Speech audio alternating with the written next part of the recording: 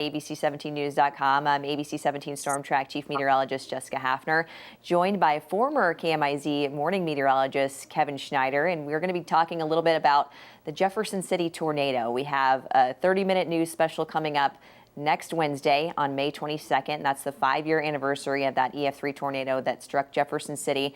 And yesterday, you might have seen ABC 17's Lucas Geisler was talking. He had a nice conversation with news anchor Ashley Strohmeyer about her experiences in the tornado and covering that in the days after. But we kind of wanted to catch up with Kevin since you were kind of running point that night, along with other members of the team, Luke Victor and Bridget Mahoney. So give us kind of an update. What have you been doing since you left KMIZ 2 years ago? Well, I'm actually out here in Denver, Colorado. I took a job out with Weather Nation. So I originally started as a producer behind the scenes, and now I've transitioned back to plaguing the nation with any sort of saying your Kevinisms. So I'm in front of the camera now. Tell us a little bit about what you were doing at KMIZ at that time. I believe you were the weekend morning Met at that time. We had gone through a series of changes in a short amount of time. Mm-hmm. We went from, I was originally the weekend morning meteorologist, and then graduated to the midday meteorologist. Oh, that's right. That was a really short time. Yeah, that was right when you joined the team. Mm-hmm. And then I think that was still at that point what I was, because Bridget was still here. Mm-hmm. And then she left, and then I ended up taking the morning spot from her. Yes, now I remember. Gosh, yeah. It seems like time flies. it all happened in a hurry. Yeah. It was like the span of like 3 months. I went from weekend morning meteorologist to weekday morning. Right. So let's talk a little bit about that week in particular. I remember that week to 10 days through that week, and then a couple days after that, we were just feels like inundated with severe weather. And I know the night before the tornado hit, we actually had severe weather that night too. And the big reason of why you were covering the storm is because I was out of the country. We were taking off the night before in St. Louis, and there was a tornado warning heading right for the airport. So we had to take off early. And then I remember that night or the next day, so we were 6 hours ahead. It was nighttime here and getting into the overnight hours where I was watching you on the Storm Track weather app, and things were just going haywire, and I was just so nervous. But you were really handling the coverage super well, and all of you guys just as a whole did such a great job covering that event. But I do want to go back to that afternoon and kind of what your thoughts were going into that day. Yeah, we had one of those kind of stubborn setups where it felt like some sort of a severe weather outlook each day of the week, I want to say. And it was pretty well forecast. We kind of saw it coming a couple of days in advance. I remember being anxious going into that week, knowing that I was going to be filling in, and I hadn't had any like on-air severe weather coverage, maybe once or twice here and there, but nothing that extended. And yeah, the night before, we kind of figured out our groove, so to speak. It was just me and Luke in the studio that night, and yeah, we had that squall line that worked through. It was kind of like, playing whack-a-mole with some of the tornado warnings, but nothing super serious that I can recall came out of that. But it gave us a chance to kind of get our feet wet a little bit and to figure out the flow of how we can do more so team coverage. So by the time Wednesday afternoon rolled around, we kind of knew what to do, so to speak, or how we wanted to do it. And, being so new, I didn't really feel the most comfortable being the only voice on air. So I tried to lean on Luke, and Bridget came in really, really early. Mm-hmm. Shout out to her. Holy cow. She came in at, I think, like 6 p.m. and stayed and did the morning shows too. So I don't know how she did it, but she did it. But I tried to lean on the team more than trying to be the only voice on air. Right. And kind of leading up into that afternoon before all the storms started happening, what were you saying to the newsroom to kind of get the point across of what the night was going to be like? So it was weird. I don't even remember having an afternoon production meeting like we normally should have. I think we it was originally just a slight risk Yeah, in I the do remember morning, that because then and I was obviously and gone, but then I saw it went to moderate and I was like, oh, shoot, this is going to be a yeah, big deal. yeah, and I tried to sleep in as about as late as I could so I could have some energy going into the evenings. And I woke up around 10 or 11, somewhere in there. And Luke was doing the midday stuff and called me after the noon show. And yeah, I knew immediately something went wrong, right? That we would just text each other if we Yeah. needed something. And he called me and said, "Hey, we're in a moderate now." And I was like, "All right, give me 30 minutes." And I hopped in the shower, got to the station in half an hour, and we, I think, just went into doing some sort of cut in between commercials or Facebook lives, Hmm. stuff like that. So I don't know that I ever got a chance to communicate to the newsroom how gnarly this could be. And I feel like some of the warnings started kind of early in the night. I remember I was talking to Deuce, one of our directors, about this yesterday, and he was basically Mm-hmm. saying that we had our early newscast that night, and then basically from there we were in almost continuous tornado coverage between 7 and 10:30, and then kind of got that break thinking you were going to be done, and then that's when the supercell formed out of Springfield area. Yeah, I think we started probably felt like around 7, Hmm. and we got off air.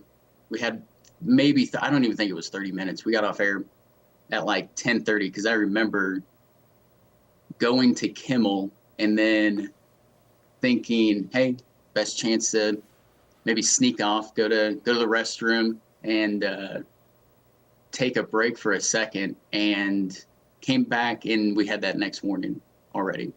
It had already kind of cropped up on us in a matter of, I don't know, 20 minutes that it formed on radar, and it went tornado warned. And then from there, it's a bit of a blur from there once we got that cell, because I don't think we came off air Yeah, until the next morning. I think that's what he we was saying. maintained coverage in some form or fashion overnight. Right. So it would have been until like maybe after our 9 a.m. show. It's almost 10 hours of coverage, Yeah. or 12 hours, Yeah. I guess. Yeah. Wow. So what was it like? So that tornado warning pops up. It looks, somewhat routine as it starts out, as the other storms. We had some pretty good looking circulations on radar that whole night. Hmm. The one that came through Boone County was a really close call. The one that was close to Yeah. Columbia, and then we had some other ones. And I know we had another tornado that night on Drain County, northern Boone, a couple of other spots. But what made that storm different from the beginning, or did it? I mean, I think as many as we had initially, we kind of thought, this is more of the same in terms of, rapidly intensifying, so to speak. Hmm. Um, Going back and looking at some of the data, I wish there would have been a red flag that should have gone off in my head, how fast the hail core on that thing jumped.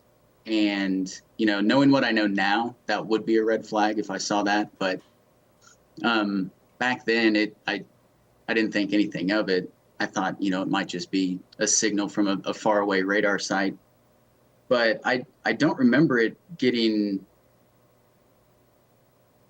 I think our tone of voice changed when it was confirmed on the ground in Eldon. Hmm. And we were kind of putting things together on the fly and adding two and two together, that if this thing stays on 54, it's like, oh wait, 54 goes into Jeff City. Like, that was, I think, maybe the first time we all had that realization at about the same time, that like, this is like, I don't know, 30, 40 minutes away from Jefferson City. This could be a big problem if it keeps up. Were you initially thinking, were you worried about that? Like, what were the thoughts going in through your mind as you're trying to track this and stay calm and then just pass along the information, what you're seeing? Because, it's Hmm. before midnight, people are in bed. We're not really getting too many reports until you get that first one that comes out of Eldon. And then it's Hmm. kind of going over, unpopulated areas in Cole County. You really don't know what it's doing. We have that one still photo of the tornado, and that's pretty much all we saw, the actual tornado. and then you're just relying on reports, which don't always come in the middle of the night. Yeah, I think, and I give Luke and Bridget a ton of credit. This is where I think we worked pretty well together. That I initially would not have thought about that if Luke hadn't drawn out the track all the way to Jefferson City with the graphics that we had back then. And that was kind of the first time it clicked in my head. Like, and that's kind of how you almost have to communicate when you're in severe coverage like that. A lot of it's nonverbal like that. You have to draw attention of whoever's trying to maintain their poise and their thought process and stuff like that and talk on air. We have to kind of get their attention. And we got to the point to where it was, if either one of them or if I was over in the weather center had something to say, we would just kind of pop up the hand, and then all of our mics, I think, were open just about all night. So Yeah, it seemed like I give go ahead. I give Luke a lot of credit for kind of drawing my attention to Jefferson City so early. Right, all three of you were just really on top of it. And it seems like that you guys really kept your cool. I was watching some of the coverage, and you were really deliberate with your message, all three of you. And it's something, I did a story with the Weather Service for this special, kind of talking about that night with them. I was able to talk to two of the Mets that were there on the warning team watching the radar that night. They're just like, basically, they were very concerned that it was going to hit Jefferson City at some point when they obviously issued that tornado emergency. But part of the job is keeping your cool and just maintaining that professionalism and just being deliberate in your message. But what were your thoughts? What was the feeling when you saw that update to that tornado warning? Yeah, when they went with the tornado emergency, that's when I think there's a big shift, and you can kind of, everybody gets a little tense naturally. And I think it's a lot of times it's important. And there's been, a lot of studies that even if you are exposed to a violent tornado, you still have a really good chance of surviving if you know how to act. And getting all out of sorts and, raising your voice and screaming and yelling and doesn't help you act any faster, and I've always kind of thought that doesn't help anything. And there's reason to save like a do or die type of tone. And, there's good reason to save that for when you need it. That way it means a little bit more.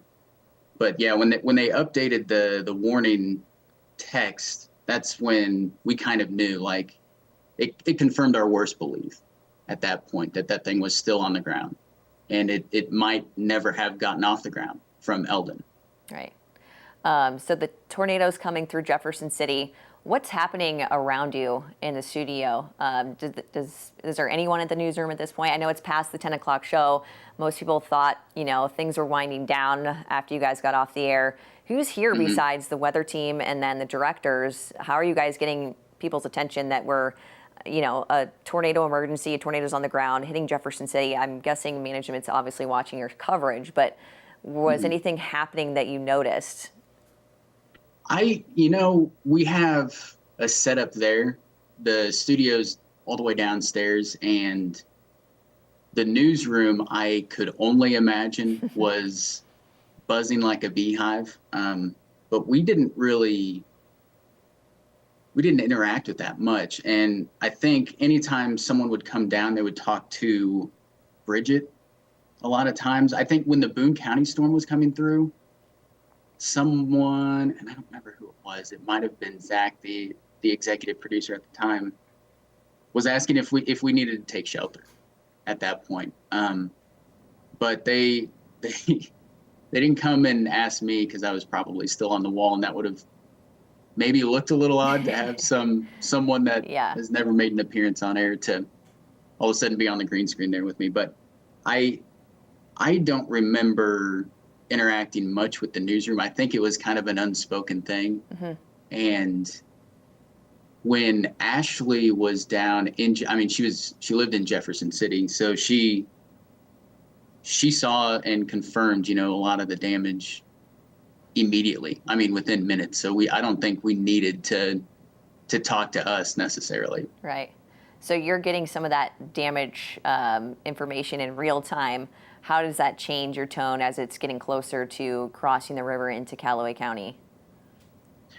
Yeah, because we saw the correlation coefficient dip down when it got into Eldon. We didn't really see much, didn't get much confirmed between about there and Jefferson City. And, in the back of my mind, I figured if this thing was on the ground still, that we were going to get another correlation coefficient drop at the very least. And then the damage reports started flying in like almost immediately, it felt like. And yeah, it changes your tone a little bit. It makes it a little bit more serious of a situation that this thing very well could still be on the ground. And Holt Summit's not far away. You don't have much time to react if you were in Holt Summit. And I believe it was going a little south of there. It was going like in central Callaway County, but those strong tornadoes, they've got a mind of their own. They can go left, they can go right, depending on, things that we just can't see on radar in real time. Right, and that's something that the Weather Service brought up, and that's why they issued that secondary tornado warning, just because the path changed a little bit farther north. Because initially that storm was kind of on a path just southeast of Jefferson City, so it wasn't initially tracking there. So after the storm passes, finally dissipates after midnight, you still got more tornado warnings. What is that like, trying to transition out of a tornado on the ground to, other tornado warnings you definitely need to address, but you're still worried about the situation that's kind of an aftermath of that large one? Yeah, you almost have to remind yourself, like, hey, all of these just radar indicated tornado warnings, they still matter too. They can go confirmed just as fast. And, the atmosphere wasn't really any less volatile. It was just, if we could get a storm in a place that really hadn't been worked over or tapped into, I mean, we could be doing this again in a matter of minutes. So it was, but I think that the human reaction to that is to try to take a break and try to kind of gather yourself and address those tornado warnings going forward. It was a weird situation to be in. And yeah, I remember that pretty vividly, that feeling. I don't remember much during the actual event, but kind of coming down off of that and trying to figure out a way to address the remaining evening, night, whatever it was, early morning at that point. That was a weird feeling, and something they don't teach in school. Kind of learn by doing, for sure. Yeah. So those storms, if I'm remembering right, the last ones that came through, like Phelps, Pulaski, Eastern counties, those exited by like 3, 4 a.m. And then what'd you do after that? Were you able to go home and sleep? I don't imagine how you'd fall asleep that quickly after something like that. Yeah, that's because your body's so wired to just be go, go, go, go, go for the last, I mean, it was probably at that point close to 12 hours that we were in some form or fashion of being on air. When we stopped doing like full-fledged wall-to-wall severe weather coverage, I think it was probably close to 3 or 4, something like that. And I remember Barry Mangold. I got to give him a shout out. He texted us early on in the night, like around 8 or 9, said he was going to Taco Bell and asked if we wanted anything, to me, Luke, and Bridget. And of course, none of us responded. So he went and got like one of everything from across the street and dropped a bag of it in the weather center. And I remember eating a cold quesadilla at about 3 or 4 o'clock, and then kind of went home and unwound for an hour or 2, and then went to bed somehow. Yeah. And then the aftermath, you just kind of feel like you probably got hit by a truck. I know that's kind of how I feel after long, severe weather days, but for something of that magnitude, the rest of the week, you had to be just completely exhausted. Yeah, and the threat of severe weather wasn't over. Right. Like we still had another couple of days where we had to had to be careful on radar and, watch out for any and all circulations out there. And I think I want to say it was either Thursday or Friday, we had another tornado warning that was close to the viewing area, but stayed just outside. But yeah, the rest of the week it's tough to find energy the next couple of days for sure. Were you able to see any of the damage in person at all? I didn't go down initially. I went down with one of our directors that lived in the area. It was probably about a month later, and he took me around to all the hardest hit places around Ellis and stuff like that. Yeah, it puts. I think that's important for meteorologists to do, especially if you're on air, to kind of compare the two. It's easy to sit in the studio and just watch on radar, hey, here's some circulation. Wow, look at this hail core. But to get out and see what the result of that is, I think it's critical for us to have that sort of perspective.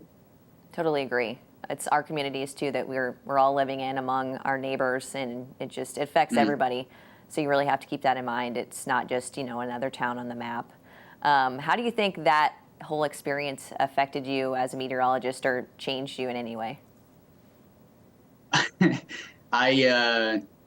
I first started, I remember kind of being afraid that I couldn't fill 2 or 3 minutes for a hit, for any given hit.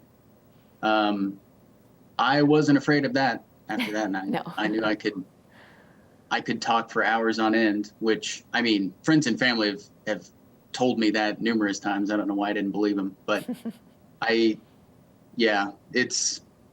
it kind of changes things and puts things in perspective that,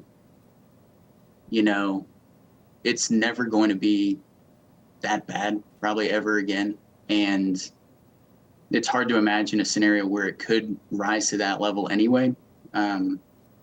So it almost kind of frees you up a little bit mentally once you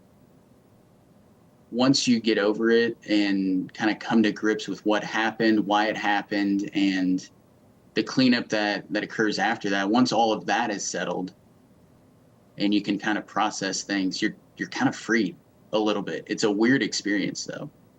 I can imagine. Is there anything you would have done differently in your coverage that night? Okay, I would say invest in makeup. That was a version of Kevin Schneider that did not use makeup on air, I think, or at least it looked like. I don't know. But makeup is a wonderful thing for folks on air.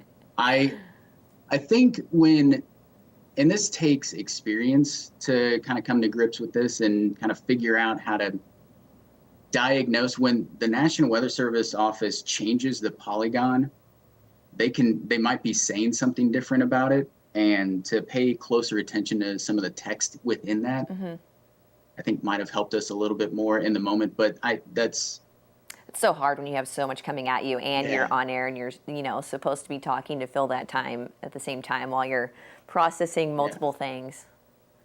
Yeah, I think we would pay a little more attention to that. But I was so proud of how we worked as a team that night that I don't think I would change much. I feel like that night really solidified you three with our viewers. I can't tell you how many comments I got just on my own social media, emails of just compliments for you guys tracking that the whole night. And then, of course, Bridget carrying through the morning show the next day, and then all of you just handling the rest of the week. And I know we had obviously the severe weather the next few days, but we also had major river flooding at the same time. So folks in Jefferson City had to deal with the river flooding and then the tornado cleanup. So it was just a crazy week that hopefully we don't have to experience again. Yeah, I wouldn't wish that on my worst enemy, dealing with that for 7+ straight days of everything was way too extreme at that point. Right. Well, I want to thank you for your time. We appreciate you sharing your experience with us and with our viewers. Yeah. Is there anything else you'd want to add about that night that I might have missed that you've been kind of thinking about as we kind of talked about this interview? No, I don't think so. I mean, we've talked about this so much. It feels like over in the immediate aftermath, we were sick to our stomach because we knew it was how bad you were going to be feeling when you saw all of that. So I feel bad that we maybe ruined a trip of yours, but yeah, I think we've talked about it so much ad nauseum, whether it was with us or the National Weather Service office, and I think St. Louis, we've talked to them a lot in the aftermath of that. But Yeah. no, I think a lot of it's all out there in the open. Good. Well, we really appreciate your time, and of course, we appreciated your coverage that night and your dedication to the team, and we love watching what you're doing out in Colorado right now. Yeah, I miss you guys. Yeah, Tell everyone I said hi. We will. Glad to hop on here with you guys. Awesome. Well, thanks, Kevin. Have a great rest of your week. For the rest of our viewers that are watching this right now, our ABC 17 News special, Rebuilding Mid-Missouri, is going to air next Wednesday at 6:30 on KMIZ, and you'll be able to see this interview and the interview Lucas did with Ashley Strohmeyer yesterday all on our website, abc17news.com.